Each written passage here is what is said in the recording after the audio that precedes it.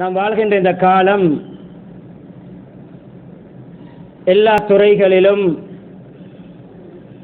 மக்களுக்கு நெருக்கடியும் சிரமங்களும் சோதனைகளும் நிறைந்து காணப்படுகின்ற ஒரு காலம். கண்ணியமானவர்களே, பொதுவாக சஹாபாக்களிடமிருந்த ஒரு உன்னதமான ஒரு பண்புதான் எந்த நிலைமையிலும் தன்னை பற்றி மாத்திரம் சிந்திக்க மாட்டார்கள், பிறருடைய விடயங்களிலும் பங்கெடுப்பார்கள். ஒரு ரொட்டி இருந்தாலும் அதை பகிர்ந்து சாப்பிடுவதற்கு யாரும் இருக்கிறார்களா என்று தேடுவார்கள். கவலையான விடயம்தான், எல்லோரும் அல்ல சிலர் சாப்பிட்டு சாப்பிட்டு வயிறு நிறைந்து சாப்பாடு பேலன்ஸாக இருக்கிறது, இன்னும் அதை எப்படி சாப்பிடுவது என்பதற்காக மன்னிக்க வேண்டும், நடந்து கொண்டிருக்கின்ற விடயங்களை சொல்வதற்கு இடுப்பு பெல்ட்டை லூசாக்கக்கூடியவர்கள், டெனிமை லூசாக்கக்கூடியவர்கள், ட்ரௌசரை லூசாக்கக்கூடியவர்கள், சாப்பாட்டை வைத்துவிட்டு கொஞ்சம் வாக்கிங் போய் வந்து கொஞ்ச நேரத்தில் பேலன்ஸை சாப்பிடுவோம் என்று நிதர்சனமான மிம்பரிலே சொல்லக்கூடாது என்றாலும் நமது சமூகத்துடைய நிலையை சொல்ல வேண்டும். பேலன்ஸ் சாப்பாடை சாப்பிடுவதற்கு வாந்தி எடுத்து வயிற்றை காலி பண்ணக்கூடிய கேவலமான பேராசை பிடித்த காலத்தில் வாழ்ந்து கொண்டிருக்கிறோம். மற்றவனுடைய பசி என்றால் என்னவென்றே தெரியாது, மற்றவருடைய கஷ்டம் என்றால் அதற்கு விளக்கம் வரை விளக்கணமே தெரியாது. பிரேத்தத்தனம் என்பார்கள். எல்லாமே எனக்கு, நான் சாப்பிட்டால் போதும், நான் உடுத்தால் போதும், நான் வாழ்ந்தால் போதும், எனக்கு வியாபாரம் நடந்தால் போதும், எனக்கு ஹயர் கிடைத்தால் போதும், எல்லா துறையிலும் எனக்கு எனக்கு என்று வசதியான காலத்திலேயே இருந்தவர்கள் இப்படிப்பட்ட காலத்தில் அந்த துறையிலே கொடிகட்டி பறப்பார்கள். எனவே திருந்துவோம். சுருக்கமாக சில முக்கியமான விடயங்களை உங்களோடு பகிர்ந்து கொள்ள விரும்புகிறேன். அன்பானவர்களே, ஆரம்பத்தில் சில குர்ஆன் வசனங்களை ஓதினேன். ஒரு ஆயத்துடைய ஒரு பகுதி, வதஆவனு அலல் பிர்ரி வத்தக்வா, நன்மையான காரியங்கள், உபகாரமான விடயங்கள், பிறருக்கு உதவி செய்கின்ற விடயங்கள், பிறருக்கு நலம் விரும்புகின்ற விடயங்கள், பிறருக்கு சேவை செய்கின்ற விடயங்களிலே பிர் என்ற வார்த்தை ஒரு பரவலான வார்த்தை. எல்லா நலவுகளும், அல்லாஹ்வுக்கு பிடித்த எல்லா நலவுகளும் பிர் என்ற வார்த்தைக்குள் வரும். அதனுடைய தன்மை உள்ளவருக்கு தான் பர் என்பார்கள். அந்த பர் என்பதனுடைய பன்மை சொல் தான் அபரார். இன்னல் அபரார லஃபீ நஈம், நல்லவர்கள் சுவர்க்க இன்பங்களில் இருப்பார்கள். நல்லவர் என்ற பண்பு யாரிடம் இருக்குமோ அவர் பர்ராக இருக்கிறார், அவரிடம் பிர் இருக்கிறது. அந்த கூட்டத்துக்கு பெயர் அபரார். அன்பானவர்களே, அந்த விடயத்தில் ஒருவருக்கொருவர் உதவியாக இருங்கள். நான் மாத்திரம் தொழுகையாளியாக இருந்து மௌத்தாகுவதல்ல, பல 100 தொழுகையாளிகளை நான் உருவாக்க வேண்டும். நான் மாத்திரம் திக்ர் செய்யக்கூடியவன் அல்ல, ஒரு 100 திக்ர் உள்ளவர்களை உருவாக்க வேண்டும். நான் மாத்திரம் சமூக சேவகர் அல்ல, பல 100 சேவகர்களை உருவாக்க வேண்டும். நான் மாத்திரம் ஜக்காத்திலே பேணுதல் அல்ல, என்னுடைய வியாபார நண்பர்களையும் ஜக்காத்திலே பேணுதல் உள்ளவர்களாக மாற்ற வேண்டும். தஆவனு, உதவியாக இருங்கள். வத்தக்வா, இறையச்சம், அல்லாஹ்வுடைய பயம், இதிலும் ஒருவருக்கொருவர் உதவியாக இருங்கள். உங்களை போன்று பிறரையும் தக்வா உள்ளவர்களாக மாற்ற முயற்சி செய்யுங்கள். சொல்லால், செயலால், துஆவால், முயற்சியால், தியாகத்தால் பிறரையும் தக்வாவுக்குள்ளே நீங்கள் இணைக்க முயற்சி செய்யுங்கள். அன்பான, அது ஒரு பகுதியை ஓதினேன். சூரத்துல் மாஊன். மாஊன் என்றால் என்ன தெரியுமா? அதாவது நம்முடைய வீட்டில் இருக்கின்ற பொருட்களிலே மிக சீப்பான பொருள். அது பிறருக்கு இரவலாக கொடுத்து எடுக்கின்ற பொருள், சில வேளை இந்த பொருளை கொடுத்து விட்டு திருப்பி கேட்காத ஒரு பொருள், நீங்களே வைத்துக் கொள்ளுங்கள். அற்பமான பொருட்கள், விலை மதிப்பற்ற என்றால் குறைந்த பெறுமதி உள்ள பொருட்கள். அது சூறாவுடைய பேர். அது அல்லாஹ் சொல்ல வருகின்ற விடயம் என்ன தெரியுமா? கியாமத்து நாளை பொய்ப்பிக்கக்கூடியவனை நீங்கள் கண்டீர்களா? அவன்தான் அனாதைகளோடு கடினமாக நடந்து கொள்ளக்கூடியவன், அனாதைகளை அடக்கக்கூடியவன், அனாதைகளுடைய சொத்துக்கள் விடயத்திலே புகுந்து விளையாடக்கூடியவன், சின்ன பிள்ளைகள் தானே என்று அவர்களுடைய அனந்தர சொத்துக்களை விழுங்கக்கூடியவன், அவர்களை கடிந்து கொள்ளக்கூடியவன். வலா யஹுல்லு அலா தஆமில் மிஸ்கீன், ஏழைகளுக்கு உணவளிப்பதற்கு பிறரை தூண்ட மாட்டான். என்ன அர்த்தம்? தானும் உணவளிப்பதில்லை, பிறரையும் உணவளிப்பதற்கு தூண்டுவதில்லை, உற்சாகப்படுத்துவதில்லை.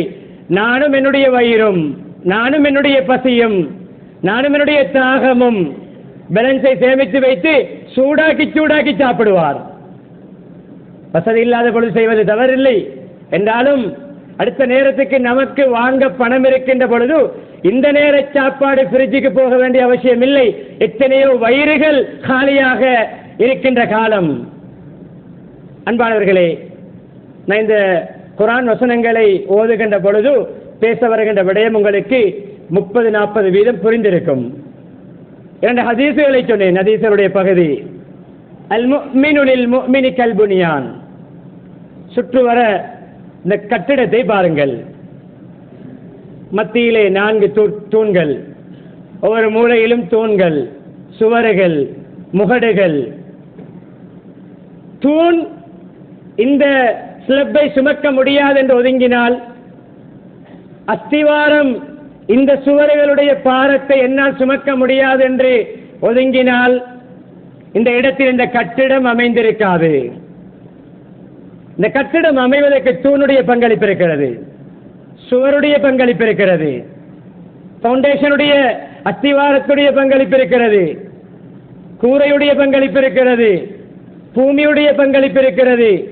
ஒவ்வொன்றும் ஒவ்வொன்றுக்கு உதவியாக இருந்துதான் ஜுமா மஸ்ஜித் என்ற முஹித்தீன் ஜுமா மஸ்ஜித் என்ற பெயரிலே ஒரு கட்டிடம் உருவாகி இருக்கிறது. இது போன்றுதான் கண்ணியமானவர்களே, இஸ்லாமிய சமூகம் உருவாகுவதற்கு பலருடைய பங்களிப்பினால் தான் உருவாக முடியும். ஒருவர் இன்னுமொருவருக்கு கை கொடுப்பதனால் தான் உருவாக முடியும்.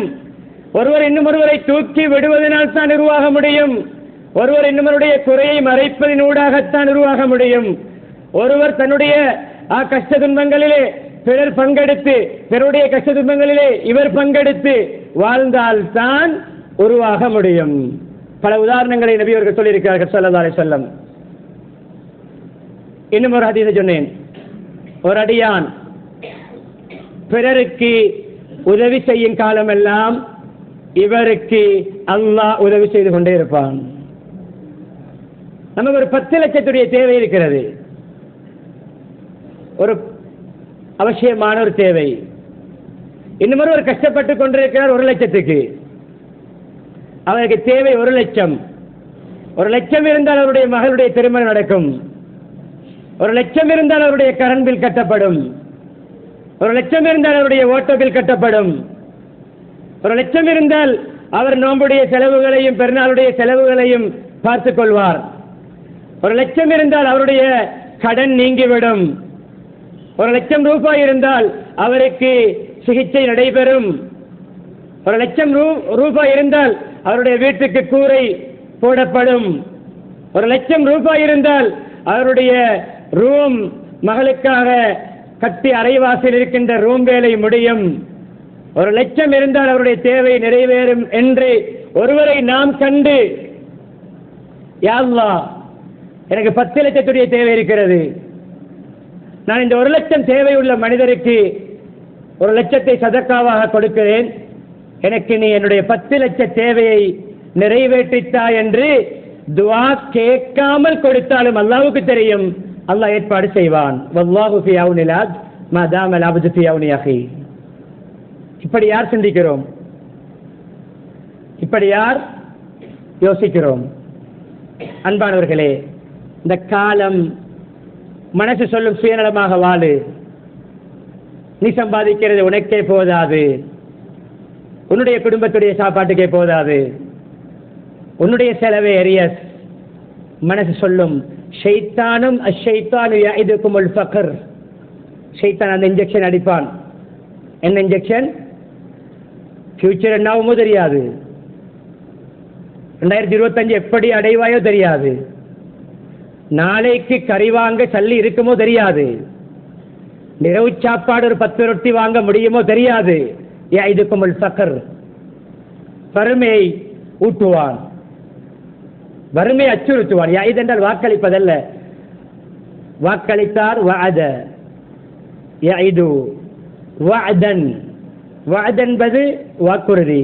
இங்கு ஷைத்தான் சொல்வது வஅத் அல்ல, வஈத், எச்சரிக்கை. ஷைத்தான் பயமுறுத்துவான். கண்ணியமான ஷைத்தான் யஇதுகுமுல் ஃபக்ர் வ யஅமுருக்கும் பில் ஃபஹ்ஷா. ஃபஹ்ஷா எல்லா துறைகளிலும் அசிங்கத்தை செய்ய வைப்பான். எல்லாருக்கும் மலைப்பாயும், டெம்பர் ஆகும். நானே டென்ஷன்ல இருக்கிறேன், என் வாயை கிளப்பிக் கொள்ளாது, மன்னிச்சு கொள்ளணும் சொல்கிறோம். எனக்கே பணம் இல்லை, சல்லி இல்லை, டென்ஷன்ல இருக்கிறேன், பேசாது. வாழ்க்கையில் தூசணம் பேசாதவர்களும் தூசணம் பேசுவதற்கு தூண்டுவான். வாழ்க்கையிலே குணுவச்சன வெளியாகாத வாயிலிருந்தும் சில குணுவச்சன அவ்வப்போது வெளியாகும், டர்ட்டி வேர்ட் வெளியாகும்.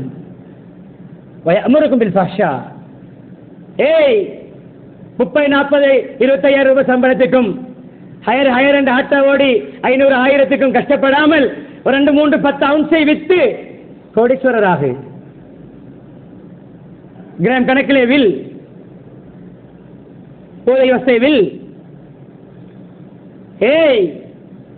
காலம் எல்லாம் அப்படித்தானப்பா, அவரை கொடுக்கறதை கொடுத்துக் கொள்ளும், நீ வாழ்ற வழியை பாரு, கொள்ள போடு, துபாய் செஸ்டே பாகு. வயமுருக்கும் பில் ஃபஹ்ஷா. கேவலமான, இன்டீசென்டான, அநாகரிகமான பண்பாடுகளை தூண்டுவான். அப்படிப்பட்ட காலம். அன்பானவர்களே, உள்ளத்தை பக்குவப்படுத்திக் கொள்ள வேண்டும், இரத்தத்தை சுத்தமாக்கிக் கொள்ள வேண்டும். 3வது மாதத்துடைய தலைப்பிறையை பார்த்தோம். ரஐனல் ஹிலால், சும்ம ரஐனல் ஹிலால், சும்ம ரஐனல் ஹிலால். ஹிலால் என்ற தலைப்பிறை. 3 மாதங்களுடைய தலைப்பிறையை பார்த்தோம். எங்களுடைய வீட்டில் லம் யூகத் ஃபீ பைத்தினா நார் அல்ல லம் தூகத் ஃபீ பைத்தின் நபியி நார். நபி அவர்களுடைய ஸல்லல்லாஹு அலைஹி வஸல்லம் உடைய வீட்டில் அடுப்பு மூட்டப்படவில்லை, எண்ணெய் இல்லை. லாம்பெண்ணெய் அல்ல, ஒலிவ் ஆயில். இருந்தால் அதை ஆழமாக பாவித்திருப்போம், குடித்திருப்போம். எதை சாப்பிட்டு வாழ்ந்தீர்கள்? அஸ்வதான், 2 கரும்பொருட்கள். பார்ப்பதை கருப்பு பொதுவாக சொல்கிறார்கள். 2 கரும்பொருட்கள், ஈத்தம்பழமும் தண்ணீரும். ஈத்தம்பழமும் தண்ணீரும் மாத்திரம் சாப்பிட்டு 2.5 மாதங்கள் அந்த சாப்பாட்டோடு வாழ்ந்தோம். யாரிடம் கையேந்தவில்லை, யாருடைய சொத்தையும் அபகரிக்கவில்லை, யாரையும் ஏமாற்றவில்லை, யாரிடம் யாசகம் கேட்கவில்லை. செலவுகள் கூடுகின்ற பொழுது ஆடம்பரத்தை குறைக்க வேண்டும், சாப்பாட்டுடைய வகை தரங்களை குறைக்க வேண்டும். குறைத்தார்களா? இல்லையா? ரொட்டியும் இறைச்சி சாப்பிடுவது மிக குறைவு. அது அரிது. ஆங்கிலத்தில் ரயான்பார்கள், ஒரு அரிதான நாதிரான ஒரு விடயம். நபியுடைய வீட்டுக்கு நாளாந்தம் இறைச்சி கிடைப்பது. ஃபாத்திமா ரலியல்லாஹு அன்ஹா ஒரு நாள் இந்த இறைச்சி சமைத்தால் அவர்களுக்கு ஒரு புதிய ஒரு அனுபவம். அது இறைச்சி கொஞ்சம் அதிலான கொஞ்சம் ஏதோ தொழில் செய்து பணம் எடுத்து இறைச்சி வாங்கி கொண்டு வந்து சமைத்தவுடன், பாப்பா இன்றைக்கு எங்களுடைய வீட்டுக்கு சாப்பாட்டுக்கு வாங்க, இறைச்சி சமைச்சிருக்கிறேன். இறைச்சி சமைப்பது அவருடைய விசேஷம். பாப்பா தந்தை போனார்கள். ரொட்டியிலே இறைச்சியை வைத்து கொடுத்த பொழுது சொன்ன வார்த்தை, அப்படிப்பட்ட காலம்தான் இது. ஒவ்வொருடைய வீட்டிலும் இப்படிப்பட்ட நிலைமை இருக்கும். நபி அவர்கள் நினைத்து பாருங்கள். உங்களுடைய சோதனைகளிலே எனக்கு ஏற்பட்ட சோதனையை நினைத்து மன ஆறுதல் அடைந்து கொள்ளுங்கள். பசியா? நபி அவர்கள் பசியோடு இருந்தார்கள். மகளுடைய அந்த ரொட்டியையும் இறைச்சியையும் கையில் எடுத்து சாப்பிட முன்னால் சொன்ன வார்த்தை என்ன தெரியுமா? அன்பு மகளே, உன்னுடைய தந்தையுடைய வயிற்றுக்குள் 3 நாட்களுக்கு பிறகு போகின்ற முதல் உணவு உன்னுடைய சாப்பாடு. அப்துல்லா இப்னு உமர் ரலியல்லாஹு அன்ஹு ஒரு அன்சாரி தோழருடைய சஹாபியுடைய தோட்டத்துக்கு போயிருந்தார்கள். அன்சாரி சஹாபி சொன்ன, வேண்டிய மரத்தில் வேண்டிய குலைகளில் வேண்டிய ஈச்சம்பழங்களை பறித்து சாப்பிடுங்கள். இவர்கள் ஒரு ஈச்சம்பழத்தை எடுத்து எப்பொழுதுமே எனக்கு சொல்லிவிட்டார்கள் என்று தான் மாத்திரம் இல்லாமல் பக்கத்தில் உள்ளவர்களை இணைத்துக் கொள்வார்கள். அவருக்கு சேர்த்து அனுமதி கேட்டார்கள். அப்துல்லா இப்னு உமரிடம் ரலியல்லாஹு அன்ஹு, எடுங்கள், என்னங்க சாப்பிடுங்களே. அவர்களுக்கு உண்மையில் அந்த நேரம் பசி இல்லை, அல்ல வேறு காரணம் இருந்திருக்கலாம். நேரம் சொல்லலாம், எனக்கு பசி இல்லை, நான் சாப்பிட்டு விட்டேன். அந்த ஈத்தப்பழத்தை வாயிலை மென்று சாப்பிட முன்னால் இதே விடயத்தை அங்கும் சொன்னார்கள். அப்துல்லா இப்னு உமரே, 3 நாட்களுக்கு பிறகு நான் சாப்பிடும் முதல் சாப்பாடு இந்த ஈத்தப்பழம். இப்படிப்பட்ட காலம், செலவுகள் கூடிய காலம், வருமானங்கள் இல்லை, அது அல்லாஹ் ரஸாக். பசியோடும் சிலர் மௌத்தாகுவது அல்லாஹ்வுடைய வரலாறு நடிகிலும் உள்ள நியதி என்றால் அப்படியும் மௌத்து நமது நாட்டிலும் ஒரு 2 சம்பவங்கள் பசி பட்டினியால் வேறு காரணங்களும் இணைந்திருக்கும் உயிர் போன செய்திகளை வாசித்தோம். இப்பொழுது கண்ணியமான இறுதியாக சுருக்கமான முடிக்க வேண்டிய ஒரு தினம். இறுதியாக நான் விடயங்களை கூறி முடித்து விட்டேன். எப்படி பார்க்க வேண்டும் என்றால், கண்ணியமானே, ஒரு எந்த உணவு கிடைத்தாலும் அதை இன்னும் ஒருவருக்கு பங்கு வைக்க முடியுமா? என்னிடம் கொஞ்சம் பணம் இருக்கிறது, கஷ்டவாளிகளுக்கு ஏதாவது உதவி செய்ய முடியுமா? நோன்பில் மாத்திரமல்ல நம்முடைய சேவை. நோன்பில் எல்லோரும் செய்கிறார்கள், எல்லோருக்கும் பெரும்பாலும் கிடைக்கும். நோன்பில் மாத்திரம் செய்துவிட்டு ஏழைய 11 மாதங்கள் சில ஏழைகளுடைய, சில விதவைகளுடைய, சில அனாதைகளுடைய நாளாந்தம் நோன்புதான். நாளாந்தம் நோன்புதான். நோன்பிலாவது 2 நேரம் சஹரும் இஃப்தாரும். சில ஏழை குடும்பங்கள் ஒரு நாளைக்கு ஒரு நேர சாப்பாடு தான், ஒரு நேர சாப்பாடு தான். 4 விடயங்களை சொல்லி முடித்துக் கொள்கிறேன். சஹாபாக்குடைய தாராள தன்மையும் கொடை தன்மையையும் கொடுத்து பங்கிட்டு ஷேர் பண்ணி சாப்பிடுகின்ற, கஷ்டத்திலே பங்கெடுக்கின்ற தன்மையிலே ஒரு நிகழ்வை பாருங்கள், ஆச்சரியப்படுவோம். அதீ இப்னு ஹாத்திம் ரலியல்லாஹு அன்ஹு ரொட்டி சாப்பிடுகிறார்கள். ரொட்டி எடுத்து விட்டு தேடுகிறார்கள். மனிதர்கள் யாராவது இருக்கிறார்களா கொடுக்க? முதலாவது பசியாளிகள். அந்த இடம் வீட்டில் அவர்கள் தனிமை, அல்லது இருந்த இடத்தில் அவர்கள் தனிமை.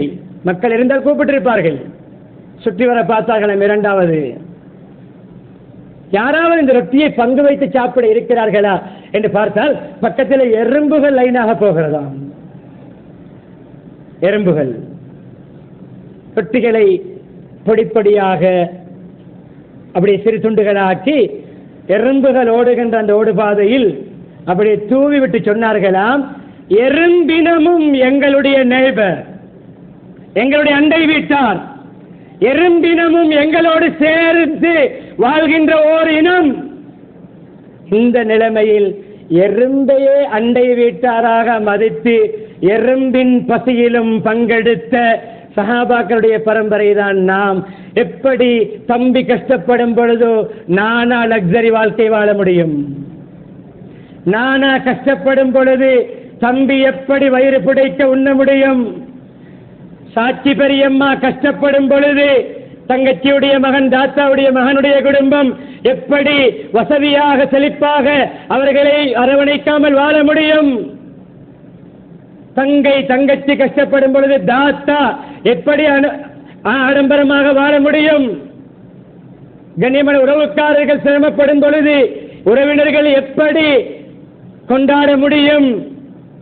எல்லா கொண்டாட்டங்களையும் வீண் விரயங்களையும் குறைப்போம். வீண் விரயங்களை மெஹந்தி பங்கனா இல்லாமலாக்குவோம். 3 குமர்களுக்கு அந்த 2.5 லட்சம் ரூபாயை கொடுத்து அக்கது செய்து வைப்போம். மெஹந்தி ஃபங்க்ஷன் 2 தொடக்கம் 2.5 லட்சம் வரை. டெக்கரேஷனுடைய பெறுமதியை குறைப்போம். பொன்னுடுப்பாட்டுகின்ற செலவை குறைப்போம். 20,000 ரூபாய்க்கு முடுப்பாட்ட முடியும்,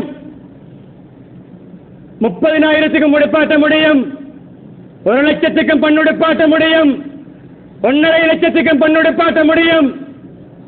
20,000 சுருக்குவோம். அலங்கரிக்கத்தான் வேண்டும். அல்லாஹ் அழகை விரும்புகிறான். அதுவும் அந்நிய ஆண்களுக்கு படாத அழகு, வீடியோவுக்கும் போட்டோவுக்கும் போஸ்ட் கொடுக்காத அழகு, மகரமான ஆண்களுக்கு மாத்திரம் காட்டுகின்ற அழகு. அதற்கு செலவழிப்பதை எப்படி அல்லாஹ் பார்ப்பான்? எத்தனையோ வீணான பாவமான செலவுகளை செல்வந்தர்களே, லட்சாதிபதிகளே, கோடீஸ்வரர்களே பசியால் மயங்கி விழுகின்ற காலம். ஒரு காலத்தில் சம்பவம் தான் சொன்னோம். அபூ ஹுரைரா பசியால் மயங்கி விழுவார்கள். சம்பவம் சொன்னோம், ஹிஸ்டரி பேசினோம், சரித்திரம் பேசினோம். பிராக்டிக்கலாக நடக்கின்ற காலம். ஸ்கூல் போகின்ற ஸ்கூல் வாசலில் இருந்து பிள்ளைகளுடைய டிஃபன் பாக்ஸ் முதலாவது இருக்கிறதா என்று பாருங்கள். பேக்கில் எத்தனையோ பிள்ளைகளுடைய பேக்கில் டிஃபன் பாக்ஸ் இல்லை. டிஃபன் பாக்ஸ் இருந்தாலும் உள்ளே வைக்க 70, 80, 100 ரூபாயுடைய பன் வாங்க பணம் இல்லை. வெறும் பிளேண்டியோடும் கோப்பியோடும் பிஸ்கட்டோடும் அசம்பிளியிலே 3 பிள்ளை மயங்கி விழுந்தது காய்ச்சலால் அல்ல, பசியால். இந்த நேரத்திலே மாப்பிள்ளை பொன் போகின்ற காருக்கு 5 லட்சம் செலவழிக்க வேண்டுமா? ஒரு 3 மணித்தியாலத்துடைய ஃபங்க்ஷனுக்கு 3 கோடி செலவழிக்க வேண்டுமா? ஒரு பிளேட் சாப்பாடை 15,000, 13,000, 10,000, 7,000, 8,000 ரூபாய்க்கு ஆர்டர் பண்ண வேண்டுமா? புஃபே என்ற பெயரில் அரைவாசியை பியானில் இருந்து டஸ்ட்பினிலே கொட்ட வேண்டுமா? அல்லாஹ் பொறுப்பானா?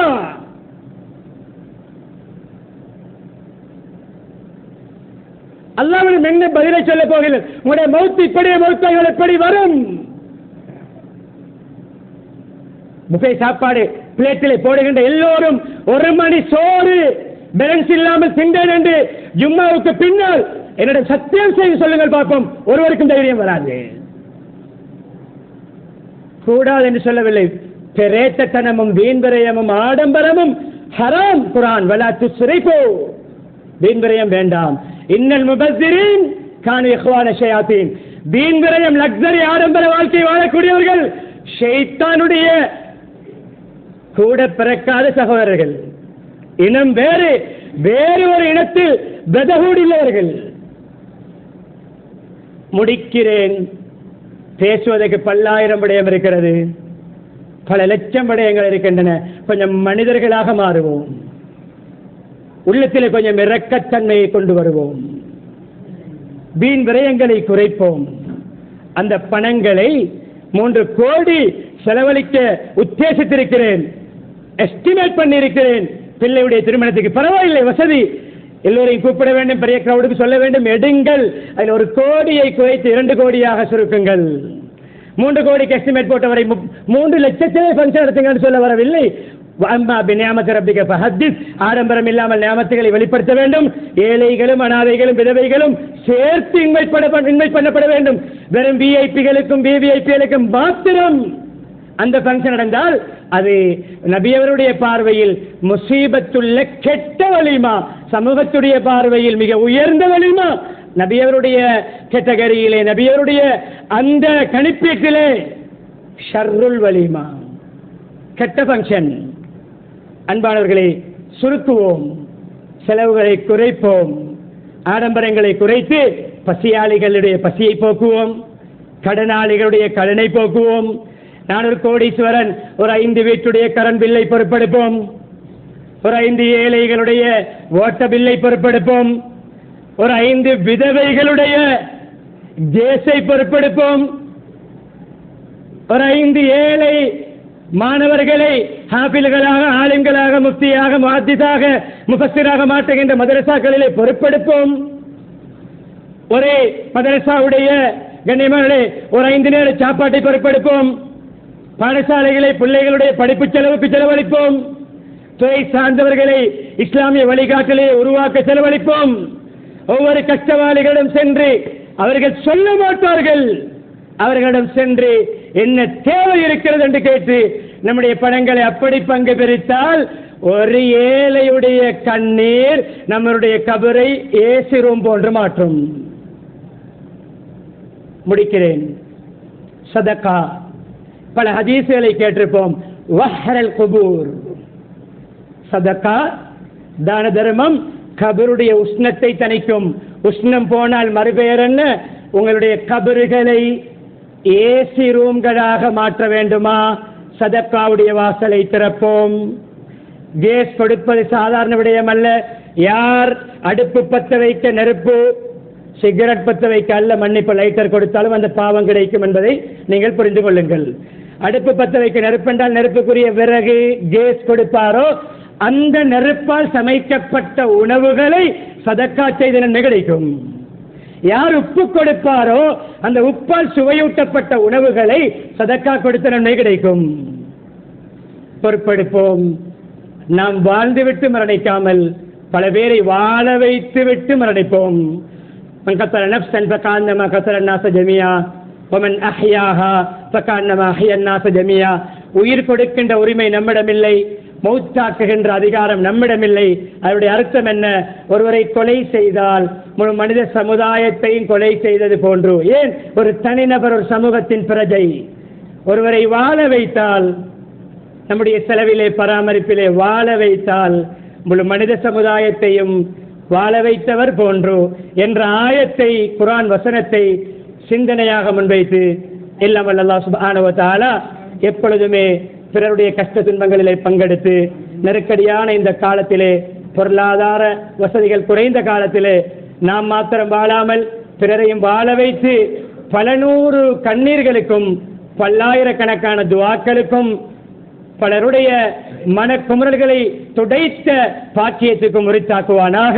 எங்களுடைய பாவங்களை மன்னித்தருள்வாயாக, எங்களுடைய பெற்றோருடைய பாவங்களை மன்னித்தருள்வாயாக, மனைவி மக்களுடைய பாவங்களை மன்னித்தருள்வாயாக, சகோதர சகோதரிய பாவங்களை மன்னித்தருள்வாயாக, பூரா முஸ்லீம்கள் மூமின்கள் அனைவருடைய பாவங்களை மன்னித்தருள்வாயாக, உண்மையான ஈமானை தருவாயாக, இஸ்லாமிய பண்புகளை தருவாயாக, இஸ்லாமிய விழுமியங்களை தருவாயாக, தயாள குணங்களை தருவாயாக, சுயநலத்தை விட்டு பாதுகாப்பாயாக, பிறருடைய கஷ்டங்களிலே பங்கெடுக்கின்ற பக்குவத்தை தருவாயாக, பிறருடைய சிரமங்களை போக்குகின்ற அந்த பக்குவத்தை தருவாயாக, நம்முடைய எல்லா வளங்களையும் உனக்கு பொருத்தமாக பயன்படுத்துகின்ற பாக்கியத்தை தருவாயாக.